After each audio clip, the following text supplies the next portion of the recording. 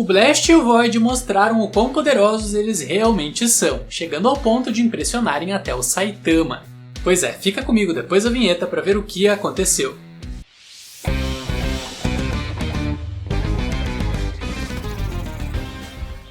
No começo do capítulo vemos que o Blast criou uma espécie de campo de força para proteger os ninjas do ataque dos dois monstros gigantes que apareceram no final do capítulo passado.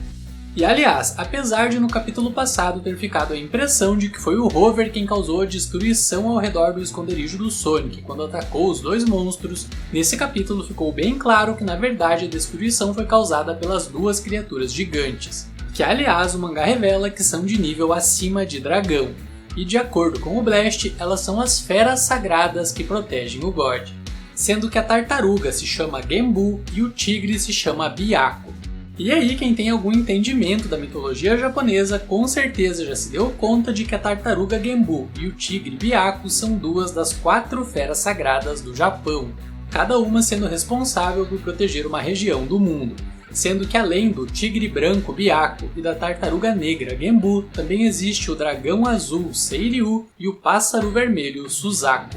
Então a gente já pode esperar pela aparição desses outros 2 guardiões do God em algum momento da história. Mas o que eu achei mais interessante sobre a aparição dessas feras sagradas da mitologia japonesa é que isso sugere que o An e o Murata estão planejando deixar de lado as referências cristãs a respeito do God, que foi algo que eles usaram muito durante o arco da Associação dos Monstros, para daqui pra frente focar mais na mitologia japonesa mesmo. Ou ainda pode ser que eles comecem a associar o God com criaturas e entidades de diferentes mitologias de agora em diante. O que eu acho que é uma mudança bem positiva. Mas enfim, voltando pro capítulo, vemos que o Saitama ficou bem chateado com o fato dos pets desse tal God terem ido até ali para latir com o Rover. E por isso o Careca saltou na direção deles e se preparou para colocar os dois para dormir da mesma forma como ele fez com o Rover no passado. Porém, antes que o Careca pudesse bater nos pets mal educados do God, uma fumaça surgiu de dentro do buraco onde o Empty Void estava enterrado.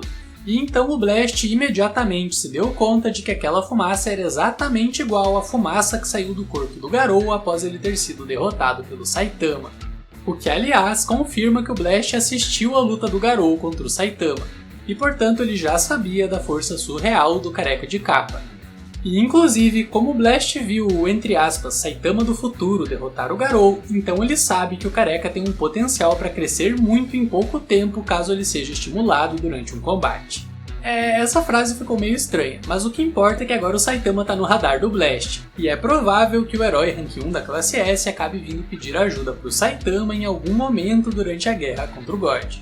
Mas enfim, voltando pro capítulo, após a fumaça ter saído do buraco onde o Empty Void estava enterrado, o Blast imediatamente entendeu que o soco do Saitama havia rompido a ligação que havia entre o God e o seu antigo parceiro. E por isso, ao mesmo tempo em que o Void saltou do buraco em direção às 2 feras sagradas, o Blast reuniu uma grande quantidade de energia em seus punhos. E na sequência vimos um ataque combinado dos dois, o corte dimensional do Empty Void, que agora está bem diferente de como era nas versões anteriores, mas ainda segue sendo uma técnica extremamente poderosa, tanto que foi capaz de cortar com facilidade o corpo de 2 monstros de nível acima de dragão, e os gigasocos gravitacionais do Blast, que são uma versão bem mais poderosa dos socos que vimos ele usando na luta contra o Garou. E que assim como a técnica do Void, também foram capazes de causar danos pesadíssimos nos monstros de estimação do God, que foram lançados no ar graças à força dos impactos. E aliás, a combinação dos ataques do Blast e do Void foi tão poderosa que até o Saitama ficou impressionado com a facilidade com a qual eles derrotaram os 2 pets gigantes. E para finalizar a luta relâmpago contra as feras guardiãs do God, o Blast fechou o portal pelo qual elas haviam vindo até o mundo, deixando elas mais uma vez presas numa outra dimensão.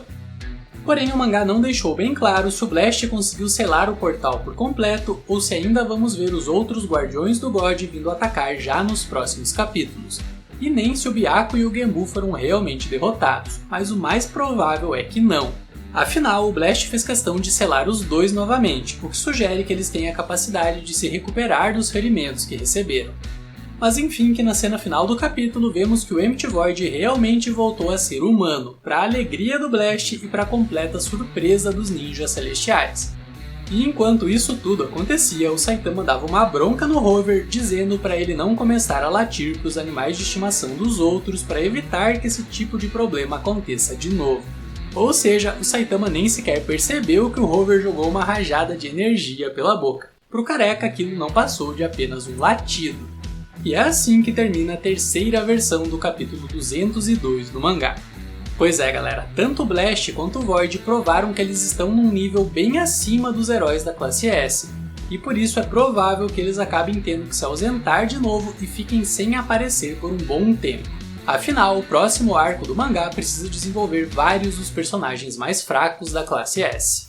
Mas enfim galera, por esse capítulo é isso. Pois é, esse capítulo foi tão rápido quanto a luta do Blast e do Void contra os pets do God. Mas se você gostou do vídeo, dá um soco mortalmente sério no botão do like e também se inscreva e ative o sininho de notificações para o YouTube te avisar quando sair o próximo vídeo aqui do canal. Até a próxima, nerd! Valeu! Fui!